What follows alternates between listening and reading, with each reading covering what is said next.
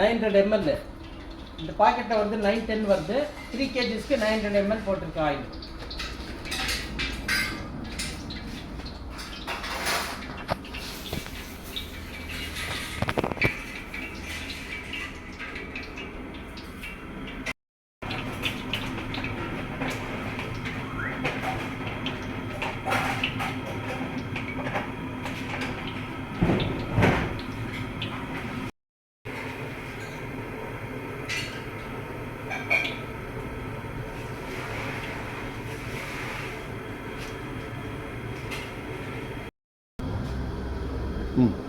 இந்த ஏலக்காய், பட்டை, அதுக்கப்புறம் மராட்டி மொக்கு, பலாவேலை எல்லாமே சேர்ந்து ஒரு 20 கிராம் இருக்கும்.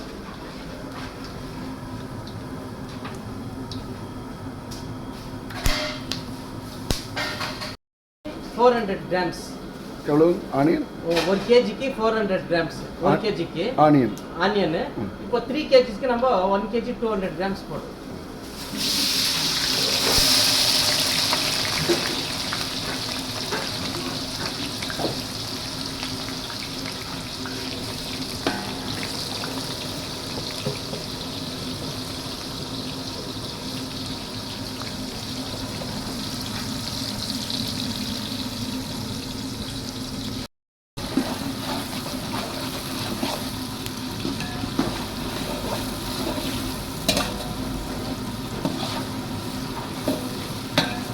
ஆனியன் நல்லா வதங்கணும். எவ்வளோ வரைக்கும் வதங்கணும்னு சொன்னால் ப்ரௌனிஷ் ஆன கலர், ஆனியன் ஃபுல்லாக ப்ரௌன் கலர் வரணும். அந்த அளவுக்கு நம்ம வதக்கணும்.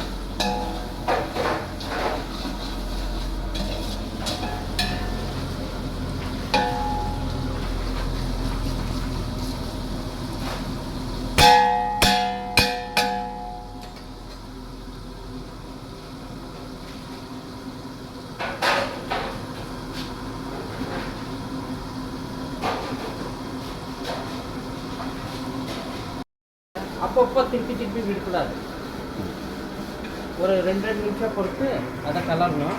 அப்போ தான் அது நல்லா ஃப்ரை ஆகும்.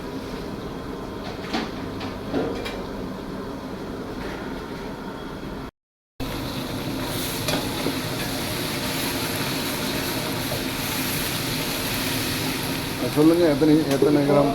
நம்ம 100 கிராம்ஸ் இஞ்சி, 70 கிராம்ஸ் பூண்டு, 30 கிராம் டிஃபரன்ஸ் இது ரெண்டுக்கும். 1 kgக்கு 100 கிராம் இஞ்சி, 70 கிராம் பூண்டு.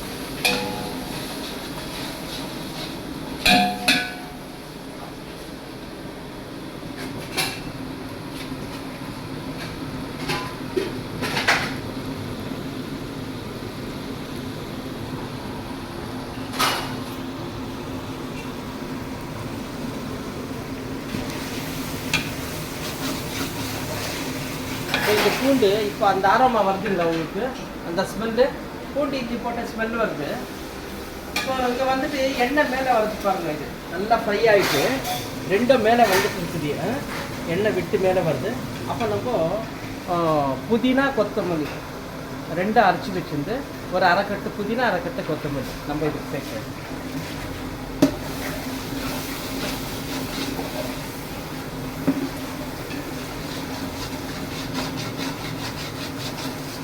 அதுக்கப்புறம் நீங்கள் ஃப்ளேமு கம்மி பண்ணிக்கணும், ரெடியூஸ் பண்ணிக்கணும். இல்லைன்னா தீஞ்சு அடி பிடிச்சிடும். இது நல்லா ஃப்ரை ஆகும்.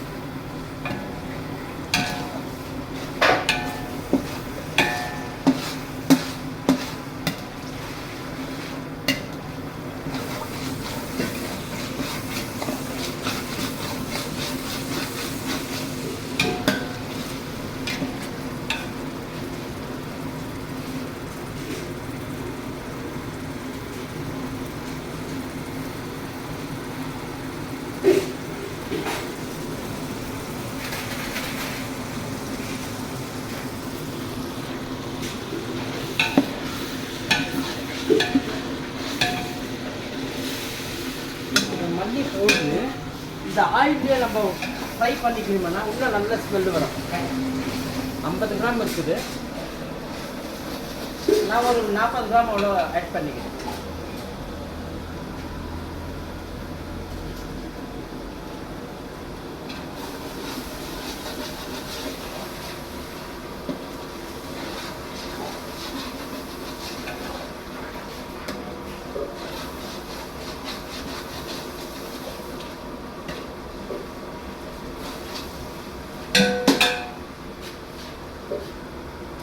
லைட்டாக நம்ம மஞ்சள் போட்டுக்கலாம்.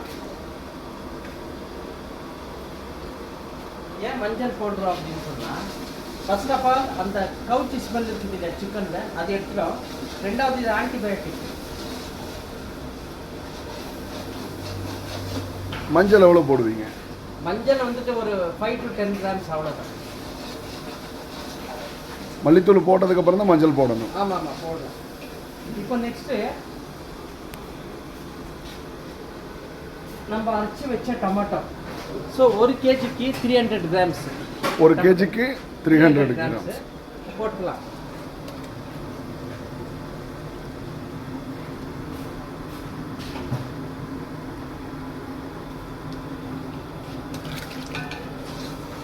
இப்போ டொமேட்டோ வந்து எல்லாருமே வந்து வெட்டி போடுறாங்க, நீங்கள் மட்டும் ஏன் அரைச்சி போடுறீங்க? ஏன்னு சொன்னால் நமக்கு சாப்பிடும் இது நம்ம அரைச்சி போட்டோம்னா அந்த டொமேட்டோ ஜூஸ் இருக்குது, அது வந்துட்டு எல்லாத்துலேயும் மிக்ஸ் ஆகும் நல்லா. அதுக்கப்புறம் சாப்பிடும்போது உங்களுக்கு டொமேட்டோலாம் கிடைக்காது. அதுக்கப்புறம் இது ஆயிலில் நல்லா வதங்காது. ஸோ நீங்கள் கொஞ்சம் அர்ஜென்ட்டாக செய்யணும்னா, சீக்கிரமாக செய்யணும்னா டொமேட்டோ அரைச்சி போட்டுன்னா நல்லது. உங்கள் வாய்க்கு கூட கிடைக்காது அது சாப்பிடும். தயிர் 100 ml கர்ட் ஆட் பண்ணுறேன்.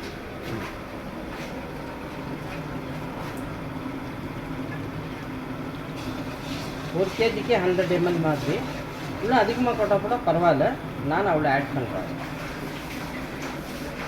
3 kgக்கு வந்து இப்போது எவ்வளோ ml ஆட் பண்ணுறீங்க? 300. 1 kgக்கு 100 ml. 125 ml போட்டாலும் ஒன்றும் ஆகாது. இது கொஞ்சம் கலர்ஃபுல்லாக இருக்கும். அதுக்கப்புறம் இது என்ன பவுடரு? இது என்ன பவுடரு? சில்லி பவுடரு, மிளகாய் தூள்.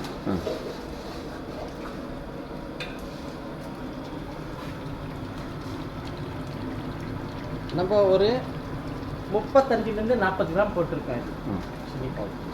அது நம்மளுக்கு இன்னும் அடிஷ்னலாக ஸ்பைசியாக வேணும்னா நெக்ஸ்ட் நம்ம பார்த்து அதுக்கப்புறம் கூட ஆட் பண்ணிக்கலாம்.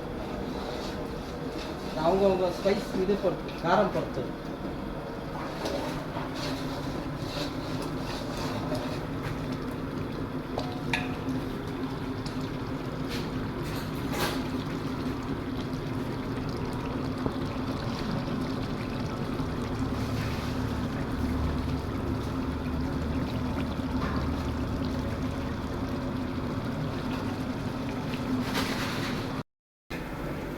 ஸோ இது நமக்கு இந்த சக்தி இல்லாததுனால வேறு பவுடர் இது, ஆனால் நான் ஆட் பண்ணிக்கலாம். Pepper powder. பெப்பர் பவுடர் ரெண்டுமே பெப்பர் பவுடர்.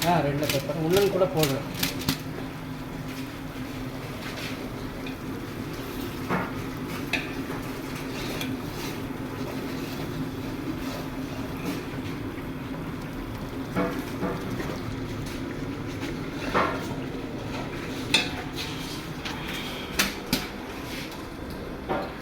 இது எத்தனை கிராம் பெப்பர் பவுடர்?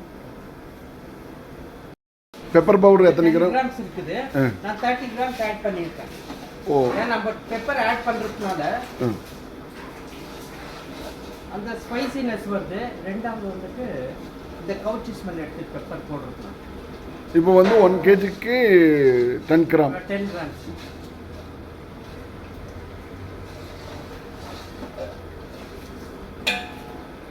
போட்டுருக்கேன்.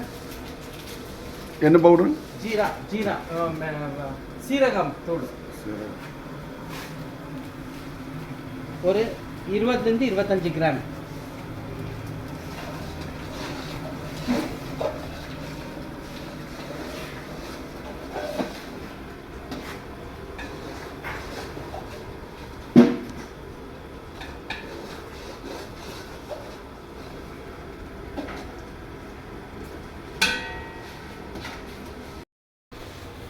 ஒரு கேஜிக்கு ஒரு புடி அளவு. அரௌண்ட் 25 to 30 grams இருக்கும்.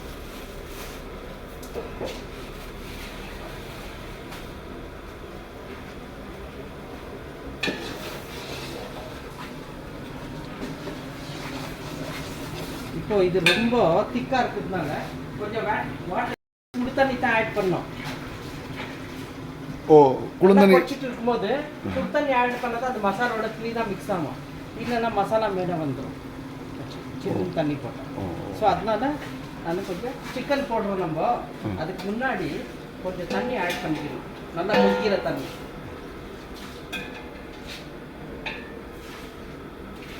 அதனால தான் பக்கத்தில் கொஞ்சம் தண்ணி சுட வச்சிடுறது. ஆமாம் ஆமாம், சுட வச்சுன்னா இப்போ நம்ம நெக்ஸ்ட் ரைஸுக்கு கூட அது யூஸ் ஆகும்.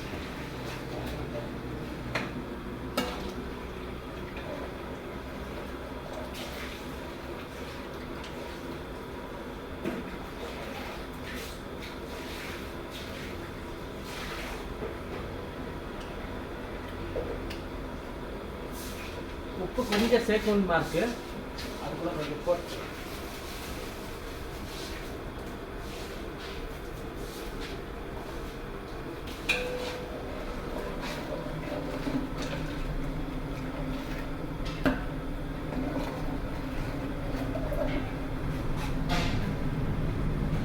இப்போ கொதிக்க விட்டுருவோம், நல்லா கொதிக்கும் போது நம்ம சிக்கன் போட்டுருவோம்.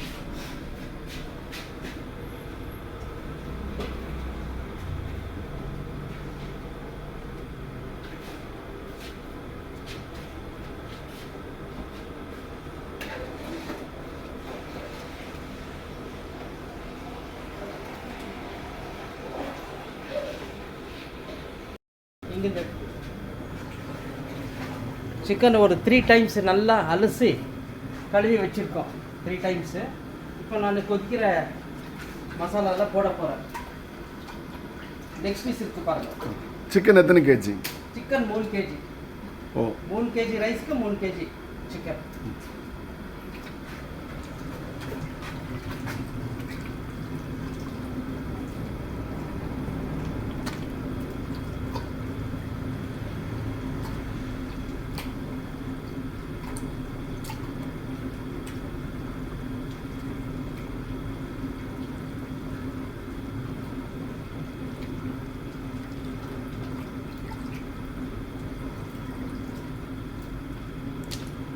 இந்த ஒவ்வொரு பீஸ் எத்தனை கிராம் வரும்?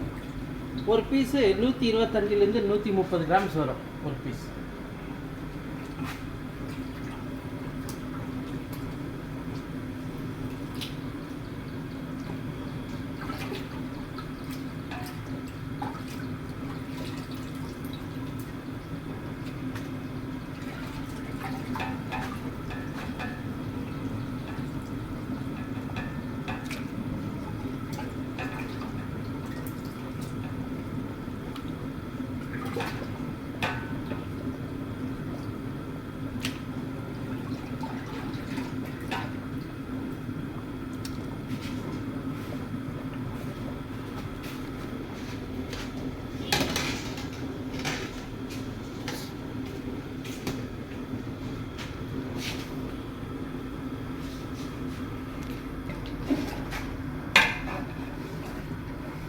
சிக்கன் அட்லீஸ்ட்டு 12 to 15 மினிட்ஸு இந்த மசாலாலாம் வேகணும்.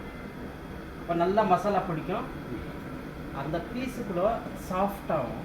ரெண்டாவது கிரேவியில் தொட்டு டிப் பண்ணி சாப்பிட்ட மாதிரி இருக்கும், நல்லா டேஸ்ட்டாக.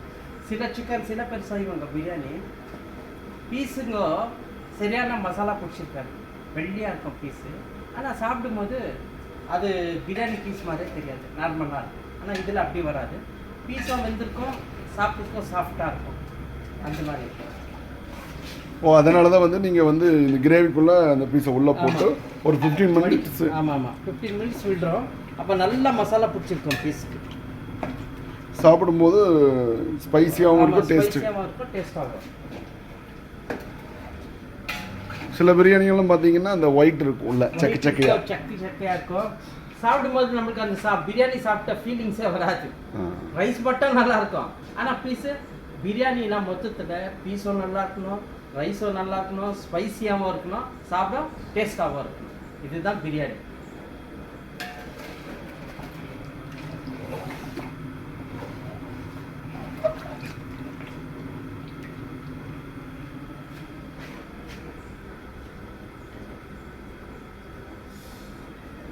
பாருங்க டேஸ்ட், இந்த டேஸ்ட் பார்க்கறதுக்கு நம்மளுக்கு தெரிஞ்சது பிரியாணி எந்த அளவுக்கு டேஸ்ட் வருதுன்னு இந்த கிரேவியில் நம்ம தொட்டு பார்த்தாவே டேஸ்ட் பார்த்தாவே தெரிஞ்சிடும்.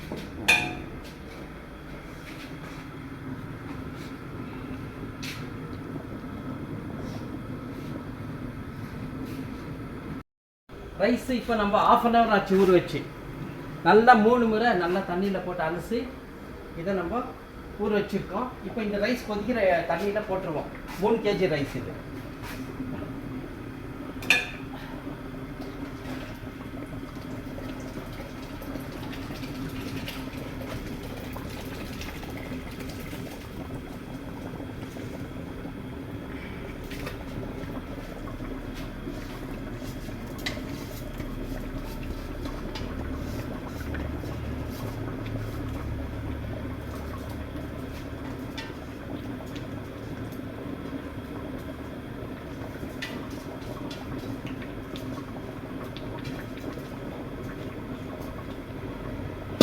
ரைஸை வந்து டைரெக்டாக வந்து கிரேவியில் அப்ளை பண்ணுறக்கும் இண்டிவிஜுவலாக வாட்டரில் போட்டு நீங்கள் ஹீட் பண்ணி அதில் ரைஸை போடுறதுக்கு என்ன காரணம்?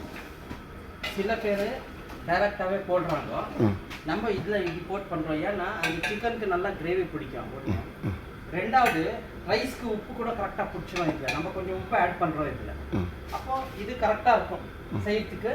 அப்புறம் உங்களுக்கு ரைஸ் வந்துட்டு அதிகமான மசாலா இல்லாமல் உங்களுக்கு சாப்பிட்றதுக்கு தரமாக இருக்கும் பிரியாணி. ரைஸில் வந்து இப்போ சிக்கனில் பிடிக்கிற மாதிரி ரைஸில் வந்து அவ்வளோ மசாலா பிடிக்கக்கூடாது. ஆமாம், இல்லை பிடிக்கலாம், இருக்கிற மசாலா பிடிக்கலாம். ஆனால் வந்துட்டு சில டைமில் சாப்பாடு ஒடிஞ்சிடும், கழுவி போயிடும். அதனால இது போல் செய்கிறது நம்மளுக்கு ஈஸியாக இருக்கும். சாப்பாடு நல்லா பொறி போல் உதிர வரும். இப்போ எவ்வளோ கிலோ செஞ்சாலும் இப்படியே இப்போ செய்யலாமான்னு கேட்குறேன். 25 kg 30 kg 100 kg வரைக்கும் செய்யலாம். ஆனால் 50 kg செய்து 50 வரைக்கும் நம்ம நார்மலாகவே செய்யலாம். 100 kgனா கொஞ்சம் தொந்தராகும். 2 டேக்ஸ் எல்லாம் பண்ணிட்டுக்குவோம். 50 kg வரைக்கும் நான் 50 kg வரைக்கும் செய்திருக்கேன். ஒரே பாத்திரத்தில் 50 kg வரைக்கும் செய்திருக்கேன். கொஞ்சம் நிதானமாக செய்யலாம்.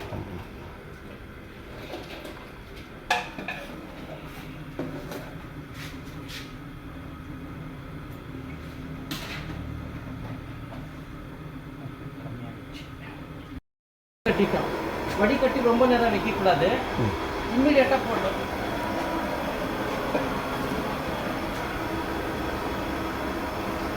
இந்த ரைஸ் வந்து எத்தனை கேஜி? மொத்தம் 3 kg. 3 kg rice, 3 kg chicken. புது துணி கொடுங்க, புதுசாக கொடுப்பாங்க.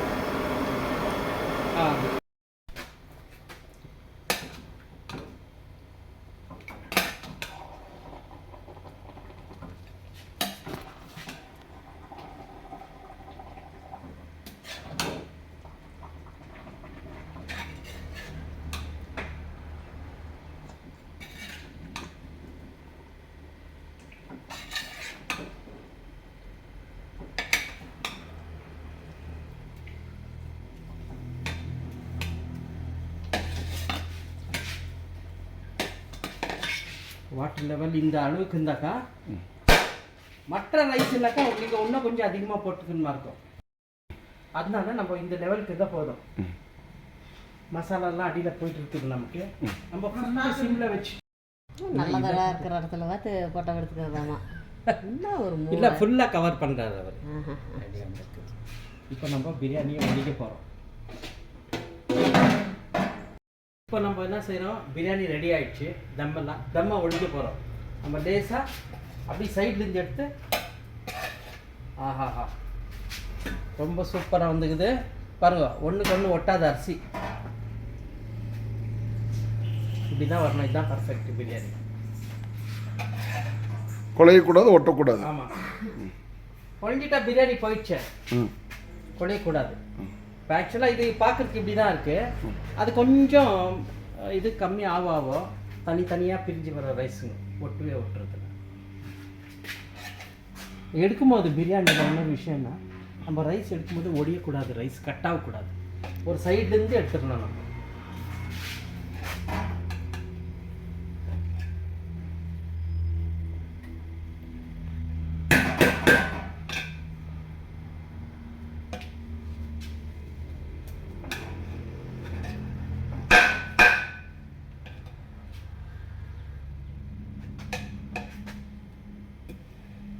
நான் ரொம்ப களைச்சோம்னா லெக் பீஸில் இருக்கிற ஆமாம் கண்டிக்கும் அது பாருங்க, அதனால தான் நிதானமாக எடுக்கிறது. இவங்க எடுத்து கொடுக்குறாங்களே, அப்போது அந்த மாதிரி பண்ணிடுறாங்க பாருங்க. பீஸ் கூட பார்த்து பார்த்து எப்படி நிதானமாக சைடில் போட்டு